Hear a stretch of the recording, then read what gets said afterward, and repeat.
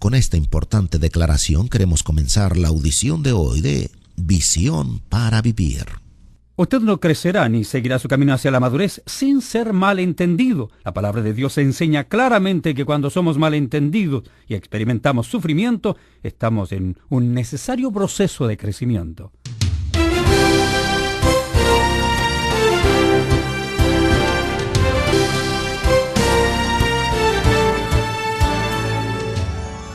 Una de las experiencias más dolorosas en la vida es ser malentendido.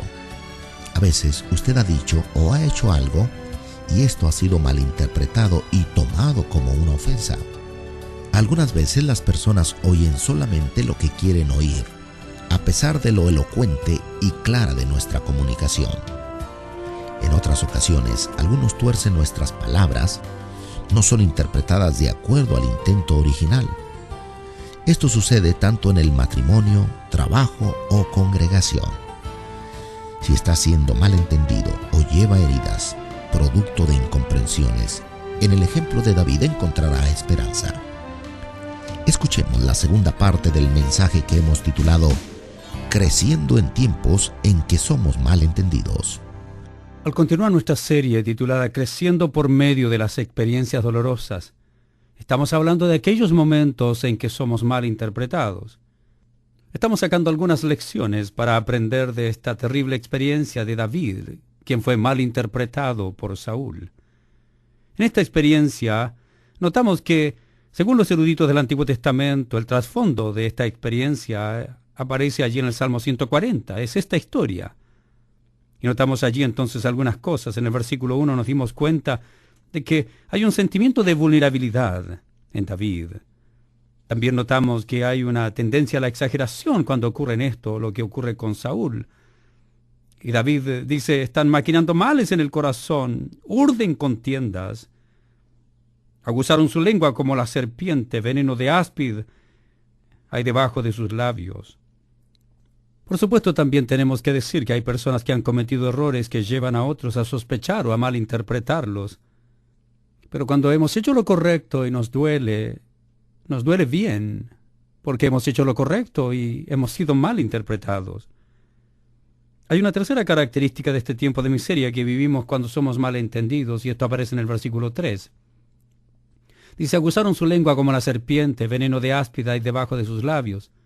Y luego usted encuentra allí la palabra Selah, que era una orientación musical. La palabra Selah significa pausa, por lo tanto, después de lo que ha dicho el salmista hasta el versículo 3, escribe allí una pausa como para hacernos meditar. Creo que el salmista estaba construyendo un mensaje adecuado para llegar a un clímax con la idea de ser mal interpretado, y ahora llega el momento en que nos muestra la lengua venenosa de quienes, frente a una mala interpretación, comienzan a lanzar su veneno. Por eso dice que sus labios son como veneno de áspid. Es una lengua que está diciendo cosas malignas de alguien. A esto yo le llamaría aprensión, que es un temor vago y mal definido. Es una opinión o una idea infundada y extraña. Es el tercer paso de la miseria que se vive al ser mal entendido. Cuando esto ocurre, uno comienza a pensar en lo que se ha dicho y esto comienza a construirse dentro de la mente y lleva a cabo una incomodidad, que es otra forma de sentir preocupación. Usted no solo comienza a imaginarse lo que están diciendo, sino que también lo que podrían estar diciendo y a quiénes le estarán diciendo, y esto produce una preocupación en nuestra vida. Es parte del proceso que uno vive cuando es malentendido. Lo más triste es que la gente no solo vive la mala interpretación de una persona, sino que la comparte con otra, y comienza a decir a una y otra y a pensar si es cierto o no, y luego se va aumentando todo. Se aguza la lengua, y antes que estas personas se den cuenta, han ensuciado el nombre de una persona, han desparramado rumores equivocados producto de su mala interpretación. Entonces, generalmente uno comienza a pensar en todo lo que puede estar ocurriendo y a qué personas se estarán infectando con este veneno, y eso es lo que está haciendo David cuando dice aguzaron su lengua como la serpiente, veneno de áspid debajo de sus labios. Dicen los entendidos que la serpiente mueve su lengua de una forma tremendamente rápida, que cuando uno intenta mirar su movimiento puede lucir como si la lengua estuviera en 3 lugares al mismo tiempo. David sabía lo que estaba hablando cuando dice como serpiente. La verdad es que el único músculo que usted necesita para poder destruir la vida de una persona es la lengua. Puede destruir la vida de alguien solamente usando su lengua inadecuadamente. Hablando de esta aprensión que uno siente en medio de situaciones de incomprensión o de mala interpretación, leí el caso de una mujer que se suicidó y que dejó una nota que simplemente decía, ellos estaban diciendo, y no terminó de escribir. Algo que la gente estaba diciendo llegó a escribir esta nota, pero esta persona fue asesinada por la aprehensión, por un temor vago y mal definido. Existe una cuarta realidad que vivimos cuando somos malentendidos, y es la sospecha. Versículo 4 dice, guárdame, oh Señor, de manos del impío. Líbrame de hombres injuriosos que han pensado trastornar mis pasos. Note la sospecha que está sintiendo el salmista. El versículo 5 lo dice. Me han escondido lazos y cuerdas los soberbios. Han tendido redes junto a la senda. Me han puesto lazos. Todas estas palabras demuestran la inseguridad, la vulnerabilidad, la preocupación en que se encontraba David. Es muy difícil encontrar sabiduría cuando uno se halla en medio de estas experiencias. Pamela Reeve, en su excelente y pequeño libro titulado La fe es, describe lo siguiente. La fe es desarrollada a través de las dificultades, las decepciones, las desilusiones, los conflictos, las frustraciones, las fallas, los malentendidos, las pérdidas. De ninguna manera se desarrolla a través de los libros catedrales ni en medio de los contextos religiosos. Debemos entender que nuestra fe no es desarrollada dentro de un edificio, no en un templo donde solamente recibimos los hechos bíblicos. La fe se desarrolla cuando salimos al mundo y enfrentamos inevitables experiencias dolorosas como los malentendidos. Déjeme decirle que es lo suficientemente malo al ser malentendido por el mundo, pero es difícil ser malentendido por los compañeros y amigos cristianos o la familia. Las heridas y las cicatrices quedan allí y uno se siente indefenso, sin ayuda y a veces corre lleno de temor. He vivido aquella experiencia en mi vida. Parece que con el paso de los años alguien podría estar cazándome por un tiempo viví una cacería de mi vida, siendo malinterpretado, calumniado. Dios es testigo de cómo traté de mostrar que mis intenciones no eran lo que ellos veían. Y creo que mi esposa conoce mucho mejor que yo los tiempos difíciles que vivimos en esa congregación. Me sentía casado, me sentía que estaban siguiéndome. Eso no sirve para mantener una vida productiva de ninguna manera. Y por todos los medios traté de dar la imagen correcta, seguir honrando al Señor. Pero lamentablemente no había la respuesta apropiada y uno pasa por momentos de severo dolor en medio de aquellas experiencias. El pastor Chuck Swindoll habla también de una experiencia que él vivió. Dios es testigo, dice, de cómo él trató también de hacerlo mejor, de cómo buscó todas las oportunidades para hacer lo correcto y lo hizo, pero aún así fue malentendido. Y llegó a la misma conclusión que yo, que lo único que debía hacer era, esperar en Dios, y él tomó la determinación de salir de aquel lugar. Es posible que usted se encuentre en este mismo momento, bajo las mismas circunstancias, y quisiera que tal vez al final de toda aquella experiencia sea el de un cuento de hadas, pero no es así. El pastor Swindoll dice, creo que si me hubiera quedado allí arrinconado en aquella congregación, no sería más de lo que son aquellos que están allí en este momento. Pero doy gracias a Dios, dice, porque pude salir y al salir he experimentado las más grandes bendiciones en mi vida. Podría haberme quedado arrinconado lamiendo mis heridas, sin embargo, al salir todo un mundo de apertura ministerial apareció delante de mí, dice el pastor Swindoll. Tal vez eso es lo que tiene que ocurrir también con usted. Tal vez usted está en una congregación donde se siente arrinconado. Sus actos son materia de sospecha permanente. Usted está mal allí. David vivió hasta la muerte de Saúl con aquella terrible sensación de ser malentendido por él. Saúl finalmente murió. Tomó la decisión de suicidarse, y aunque sabía que David era un hombre de Dios, cuando estaba solo y cuando tenía la oportunidad estaba con una lanza detrás de él. Nunca he crecido más en mi vida que en aquellos años que fui malentendido. El crecimiento es duro, es difícil, pero necesario. Los tiempos de quebrantamiento son dolorosos, pero necesarios. Creo que de alguna manera aquellos tiempos difíciles me dieron un gran fundamento para el ministerio que el Señor me ha dado en estos momentos. Podría ser que un malentendido aparezca en las relaciones con sus hijos. Podría ser algo que sus hijos han hecho, la gente lo han malinterpretado, algo que sus hijos no quisieron hacer y han sido malinterpretados. Pero como hijos de Dios debemos usar aquella experiencia para nuestro crecimiento. Quisiera que examinemos los versículos 6, 7 y 8 de este Salmo 140. porque nos enseñan cómo crecer en tiempos en que somos malentendidos. El versículo 6 dice, he dicho al Señor. Esto me gusta porque no está diciendo yo pensé. Yo compartí, yo hablé, yo comenté, yo verbalicé mi necesidad al Señor, dice. Hay tiempos cuando necesitamos hacer esto con mucha frecuencia. Momentos de oración, momentos de cercanía delante del Señor. Dios mío eres tú, dice el salmista. Escucha, Señor, la voz de mis ruegos. Le dice, tú eres mi Dios, no tengo otro, no tengo a quién recurrir, por eso vengo a ti, Señor, escucha mi voz.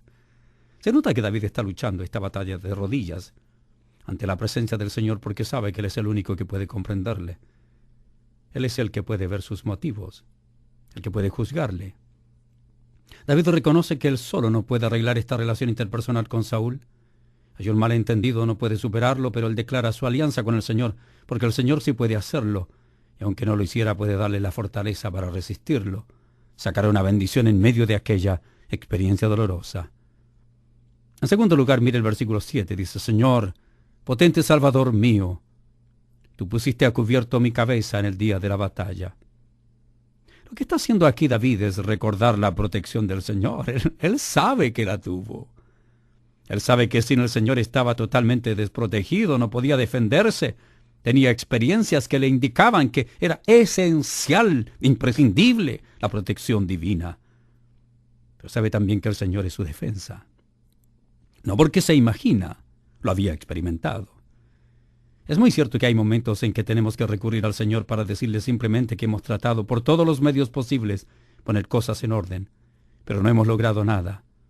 En aquellos momentos lo único que podemos hacer es entregar a aquella persona en las manos del Señor, que Él se encargue de la situación y de la persona. ¿Por qué seguir peleando? Si usted puede seguir orando y entregar al Señor todo el malentendido y poner en las manos de Él, ya que Él es especialista en tratar estos asuntos. Es posible que usted piense que yo estoy exagerando, pero mire lo que dice el versículo 8. Es exactamente lo que dice. No concedas, oh Señor, al impío sus deseos. No saques adelante su pensamiento, para que no se ensoberbezca. Es otra forma de decir. Señor, entrego en tus manos a esta persona y haz que se sienta acorralada. Haz que sus malos deseos no se cumplan, que sus pensamientos no lleguen a realizarse, para que no se ensoberbezca. He tenido que orar así en algunos momentos. Cuando iniciaron una división y crearon una división, informando mal a los hermanos y acusando de mentiras, e informando a ministerios internacionales de que yo había hecho algo indebido, pues tuve que orar al Señor, Señor, haz esto, que no siga adelante su soberbia. Y luego tuve que tomar acciones. Cuando comenzamos verdaderamente a tomar los malentendidos como una oportunidad para nuestro crecimiento, es cuando tenemos que entender que nuestra reacción al malentendido es esencial, porque allí crecemos y reaccionamos bien. El Señor se convierte en nuestra defensa, pero no una defensa inactiva. Nosotros tenemos que tomar la orientación que Dios nos entrega y su palabra, vivir en obediencia, hacer lo correcto, y allí está su protección. Tal vez en este mismo momento tiene algún amigo que le está trayendo angustia a una persona, que le está haciendo la vida imposible, le molesta, se burla. Entregue a aquel individuo al Señor. ¿Tiene alguna persona en su trabajo que no le comprende, que siempre está buscando la oportunidad de causarle un conflicto, a pesar de que usted está haciendo lo correcto? Eso es importante. Entregue aquella causa al Señor. Dígale al Señor, Señor, yo no acepto esto. No concedas, Señor, al impío sus deseos. Ahora observe versículos 9 y 10. En cuanto a los que por todas partes me rodean, la maldad de sus propios labios cubrirá su cabeza. Caerán sobre ellos brasas, serán echados en el fuego, en abismos profundos, de donde no salgan. Puede sonar como una oración muy extraña, ¿cierto? Pero el salmista está expresando con absoluta honestidad sus sentimientos, profundos sentimientos. Está diciendo, Señor, mete a esas personas en un abismo, échales afuera, échales fuego encima. Yo sé que en tus manos están estas personas, serán juzgadas y que nunca se burlen de mí. El versículo 11 dice, el hombre deslenguado no será firme en la tierra, el mal cazará al hombre injusto para derribarle. Déjeme decirle que si usted tiene la tendencia a malinterpretar a otras personas, este va a ser su final. Su vida será una vida de amargura, vivirá en constantes enredos. Si usted habla mal y más de lo que debe, si usted actúa como un hombre, una mujer deslenguada, su propio mal le cazará y vivirá derribado. Verticalmente en su relación con el Señor, el salmista ha crecido, aunque horizontalmente seguramente se preguntaba, tal como lo hacemos nosotros: ¿será que Dios está en medio de esto? Como dice una canción del folclore chileno: ¿no será que me habrás confundido con otro? ¿Estás seguro que no me confundiste con otro, Señor? ¿Será Dios capaz de hacer justicia?, se pregunta. Quisiera mostrarle algunas cosas importantes. Mantenga abierta su Biblia en el Salmo 140 y vayamos por un momento al primer libro de Samuel, capítulo 18. Tal vez usted necesita un poco de pruebas bíblicas que le indiquen que Dios verdaderamente cumple su palabra. David está huyendo, Saúl va detrás de él. Note el versículo 10, primer libro de Samuel, capítulo 18. Dice: aconteció al otro día. Esa es la forma como Dios actúa en muchas ocasiones. Al siguiente día, esa experiencia en que Saúl sintió ese celo y miró con malos ojos a David, dice que un espíritu malo de parte de Dios tomó a Saúl y él desvariaba en medio de la casa. David tocaba con su mano como los otros días y tenía Saúl la lanza en la mano. Este es un cuadro muy interesante. David estaba allí tocando su arpa, tratando de entretener al rey Saúl, que tenía una lanza en su mano, y la arrojó directamente a David por 2 ocasiones, pero las 2 veces David la evadió. Otra ilustración aparece en el capítulo 19, versículo 9, que dice: el espíritu malo de parte del Señor vino sobre Saúl, y estando sentado en su casa tenía una lanza a mano, mientras David estaba tocando. Saúl procuró enclavar a David con la lanza a la pared, pero él se apartó de delante de Saúl, el cual hirió con la lanza en la pared, y David huyó y escapó aquella noche. David, viviendo la experiencia de ser constantemente perseguido por un hombre que lo está malinterpretando, no ha hecho nada malo, ha hecho el bien, obedeció a Dios, hizo lo correcto, trajo beneficio a la nación. Note lo que ocurre en el capítulo 23, versículo 24. Me encanta todo esto porque Dios lo escribió con un propósito. Y ellos se levantaron, se fueron a Sif delante de Saúl, pero David y su gente estaban en el desierto de Maón, en el Arabá, al sur del desierto. Y se fue Saúl con su gente a buscarlo, pero fue dado aviso a David, descendió a la peña y se quedó en el desierto de Maón. Cuando Saúl oyó esto, siguió a David al desierto de Maón. Lo sigue persiguiendo. Dice que Saúl iba por un lado del monte y David con sus hombres por el otro lado del monte, y se daba prisa a David para escapar de Saúl, mas Saúl y sus hombres habían encerrado a David y su gente para capturarlos. Entonces vino un mensajero a Saúl diciendo: ven luego, porque los filisteos han hecho una irrupción en el país. Note que Dios estaba protegiendo a David. Saúl tuvo que volver inmediatamente, dejar de perseguir a David para ir a luchar contra los filisteos. Dios estaba protegiendo a David, porque cuando él clamó al Señor, seguramente usando las palabras de este salmo, cuando se encontraba indefenso y mal entendido, Dios le respondió. Quisiera terminar este mensaje mostrando que después del malentendido, David entra en la adecuada perspectiva. Mire lo que dice en el versículo 12. Me refiero al Salmo 140. Yo sé que el Señor tomará a su cargo la causa del afligido, dice David. Yo sé, yo lo conozco. Yo conozco a mi Dios. Yo sé que Él nunca falla. Yo voy a hacer lo correcto. Esto es importante. Yo sé que el Señor tomará a su cargo la causa del afligido. Él va a venir en mi rescate. El derecho de los necesitados. El deseo del Señor es hacerse cargo de todos aquellos que somos malentendidos. Él hará justicia. Tal vez no la vea en el momento, como yo no la vi en medio de los malentendidos en el momento, pero poco a poco la he ido viendo. He ido viendo cómo los enemigos, aquellos que inventaron males y calumnias, desde una prisión, desde consecuencias terribles, han vivido, no porque yo lo diga o lo proclame, sino porque Dios es justo. Aún hay personas que viviendo en este mundo nunca sufren de esas consecuencias terribles, pero el juicio de Dios no llega al final de cada día, sino al final de cada vida. Eso téngalo por seguro. Él hará justicia, dice el salmista. En el versículo 13 dice: ciertamente, me gusta esa palabra, ciertamente. No hay duda en mi mente. El versículo 12 dice: yo sé. El versículo 13, ciertamente. Él tenía la seguridad de lo que iba a ocurrir. David estaba listo a relajarse, para dormir, para descansar en el Señor. Y ahora dice: yo sé que el Señor tomará a su cargo la causa del afligido y el derecho de los necesitados. Ciertamente los justos alabarán su nombre. Los rectos morarán en tu presencia.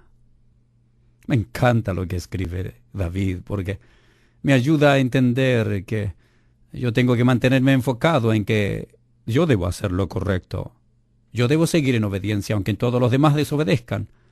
Yo debo seguir haciendo lo que debo aunque todos los demás no lo hagan. Yo debo seguir obedeciendo a Dios aunque los demás estén rompiendo la palabra de Dios para atacarme. Por eso los rectos morarán en su presencia. Dice luego otro pensamiento en el Salmo 16, versículo 1. Guárdame, oh Dios, porque en ti he confiado. No está diciendo, guárdame, oh Dios, yo he hecho cualquier cosa, pero tú guárdame. Yo he hecho un enredo de mi vida, he actuado mal. Yo sí, pues, hice lo indebido y ahora soy mal interpretado. No, qué mala interpretación allí. Ahí está bien interpretado. El salmista dice, yo hice lo correcto. Yo he hecho lo correcto. Guárdame, oh Dios. Los rectos morarán en tu presencia. Yo he hecho lo recto. Guárdame, oh Dios, porque en ti he confiado. Yo he seguido confiando en ti, aunque me han atacado. Oh alma, dijiste al Señor, tú eres mi Señor. Yo seguí diciendo, no importa qué hagan los demás, tú eres mi Señor. No hay para mí bien fuera de ti. Si yo me salgo y actúo como yo quiero y respondo con mal al mal que me hacen, me va a ir mal. Pero si yo sigo reconociendo que tú eres mi Señor, que no voy a encontrar ningún bien actuando fuera de ti, entonces voy a disfrutar de las consecuencias de una vida de obediencia. No hay para mí bien fuera de ti, dice el salmista. Luego el versículo 7, bendeciré al Señor que me aconseja. Él es mi consejero. No mis gustos, mis deseos, ni mis sentimientos. Aún en las noches me enseña mi conciencia. Al Señor he puesto siempre delante de mí porque está a mi diestra. No seré conmovido. Se alegró por tanto mi corazón, se gozó mi alma, mi carne también reposará confiadamente. Porque no dejarás mi alma en el Seol, ni permitirás que tu santo vea corrupción. Me mostrarás la senda de la vida, en tu presencia hay plenitud de gozo, delicias a tu diestra para siempre. Cuando confiamos en el Señor hay delicias, hay gozo en medio de las situaciones difíciles. Podemos vivir con contentamiento en medio del sufrimiento, aun en aquellos momentos en que somos malentendidos.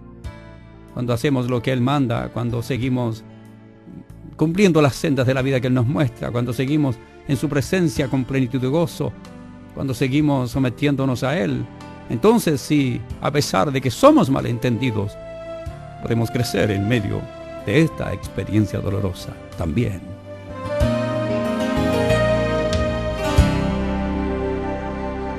Cuando usted examina el Salmo 140, se da cuenta de que David está huyendo y tiene que hacerlo porque existe todo un sistema de cacería detrás de él, y esto solamente por haber sido incomprendido. Bueno, es posible que usted esté viviendo alguna experiencia como esta, y esperamos que haya recibido palabras de ánimo al desprender el sabio consejo de la palabra del Señor. Si desea solicitar información con respecto a cómo ser parte de este ministerio y cómo obtener materiales, escriba a Visión para Vivir, Box 251-175, Plano, Texas 75025. Cada vez que transmitimos una serie, lo hacemos pensando en cómo ayudar en forma personal a cada uno de ustedes y le animamos a adquirir los materiales. Puede ordenar esta serie que estamos estudiando titulada Creciendo por medio de las experiencias dolorosas, enviando una ofrenda de $34. También la serie que estudiamos anteriormente sobre la primera carta de Pablo a los Corintios. La primera parte se tituló Un fuerte reproche para una iglesia escandalosa, que consta de 24 programas y puede ordenarla ofrendando $42. Y también por $42 de ofrenda, ordene la segunda parte titulada Ayudas prácticas para una iglesia lastimada, y la tercera parte titulada Respuestas claras para una iglesia confundida, enviando una ofrenda de $50. Envíe un cheque o money order o llame al 1-800-89-VIVIR, es decir, 1-800-898-4847, y solicítelas. Y por su ofrenda generosa puede ordenar uno de los 2 últimos libros del pastor David Ormachea que se titulan ¿Conoce usted a su esposa? O ¿Conoce usted a su esposo? Estos libros son claves para tener una relación conyugal saludable, pues nadie puede amar bien a quien conoce mal. Si usted cree que conoce bien a su cónyuge, al estudiarlos encontrará detalles que usted no conocía con respecto al mundo del hombre y de la mujer. Y ahora, con estas palabras, terminamos el programa de hoy. El señor Theodore Roosevelt fue uno de los presidentes de los Estados Unidos y vivió en medio de mucha incomprensión. Fue un hombre con mucha determinación, gran experiencia militar, pero también vivió en medio de grandes críticas. Por eso creo que vale la pena escuchar lo que él escribió. Él dijo: no es la crítica la que cuenta. No es el hombre que está tratando de decir cómo un hombre fuerte ha tropezado, o si el que hace una obra podía haberla hecho mejor. El crédito pertenece al hombre que está realmente allí en la arena, cuya cara está llena de polvo, sudor y sangre, que lucha valientemente, quien comete errores, falla una y otra vez, porque no existe esfuerzo sin error, no existe esfuerzo sin falla. El crédito pertenece a quien realiza la obra, a quien conoce el gran entusiasmo, la gran devoción, y que se desgasta a sí mismo por una causa justa. Es mucho mejor que meterse en las filas de aquellos pobres de espíritu, que ni disfrutan ni sufren, porque sus vidas viven en un mundo gris que no conoce ni siquiera la victoria, ni tampoco la derrota. Interesante comentario. Tal vez usted es una de aquellas personas que está haciendo obras, que está tratando cosas, y en sus esfuerzos falla, y al ser incomprendido se siente desanimado. Si usted tiene a Jesucristo en su corazón, está actuando con sabiduría y conforme a su dirección, debe poner su carga sobre el Señor, porque solo Él sabe cómo llevarla.